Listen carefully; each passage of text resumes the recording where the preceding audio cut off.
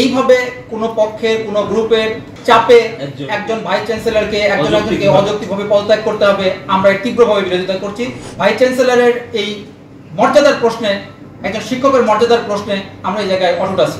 শিক্ষককে অপমান করা, অপদস্থ করা, ভিসির গায়ে থুতু মারা, কাউকে ধাক্কা দিয়ে ফেলে দেওয়া, এগুলো না করে যদি তারা আমাদের সাথে আলোচনা করতো যে স্যার এই বিশ্ববিদ্যালয়ে রাজনীতি মুক্ত রাখতে চাই, উন্নত করতে চাই, আপনারা আমাদেরকে সহযোগিতা করুন, আমরা উজাড় করে দিতাম।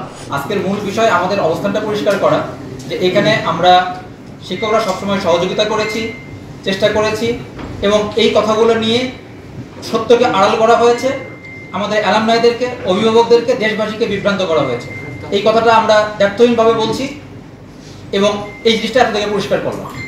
2, ভাইস চ্যান্সেলর মহোদয়ের যদি কোনো, যেহেতু এখন সরকার এখানে হস্তক্ষেপ করেছে, ভাইস চ্যান্সেলর মহোদয়ের যদি কোনো দোষ থাকে, ওনারা কোনো ত্রুটি খুঁজে পান, ওনারা সেই অনুযায়ী ব্যবস্থা নেবেন। কিন্তু সেটা যদি না হয়, এইভাবে কোনো পক্ষের কোনো গ্রুপের এরকম করে চাপে একজন ভাইস চ্যান্সেলরকে একজনকে অযৌক্তিকভাবে পদত্যাগ করতে হবে, আমরা তীব্রভাবে বিরোধিতা করছি।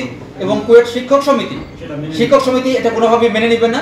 এখন পর্যন্ত আমরা ভাইস চ্যান্সেলরের এই মর্যাদার প্রশ্নে, একজন শিক্ষকের মর্যাদার প্রশ্নে আমরা এই জায়গায় অটুট আছি, আমাদের অবস্থান পরিষ্কার করছি।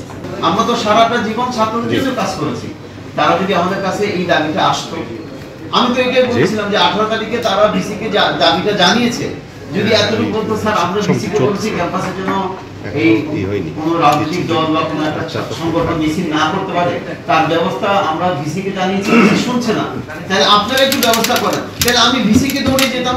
আমার কথা হলো যদি তারা তাদের দাবিটা ভিসি না মেনে থাকে, যে ভিসির কাছে মেসেজ ছিল এরা মিছিল করবে, ভিসি মানেন নাই, তাহলে অন্তত তারা রাস্তায় এভাবে মিছিল করো, সুন্দরভাবে দাবি জানা, এটা নিয়ে কোনো দ্বিমত নাই। কিন্তু শিক্ষককে অপমান করা, অপদস্থ করা, ভিসির গায়ে থুতু মারা, কাউকে ধাক্কা দিয়ে ফেলে দেওয়া, এগুলো না করে যদি তারা আমাদের সাথে আলোচনা করতো যে স্যার এই বিশ্ববিদ্যালয়ে রাজনীতি মুক্ত রাখতে চাই, উন্নত করতে চাই, আপনারা আমাদেরকে সহযোগিতা করুন, আমরা উজাড় করে দিতাম। তা আমাদের শিক্ষকরা এই ধরনের বক্তৃতা অভ্যস্ত নন, তারা অস্বস্তি ফিল করে। তারপরও আমাদের শিক্ষক সমিতি থেকে কিছু ব্যক্তিকে নির্ধারণ করা হয়েছে, আমরা যতটুকু জানি তারা কথা বলেছেন, আমরাও টুকটাক কথা বলিনি, তা বিভিন্ন জায়গায় আমরা কথা বলেছি।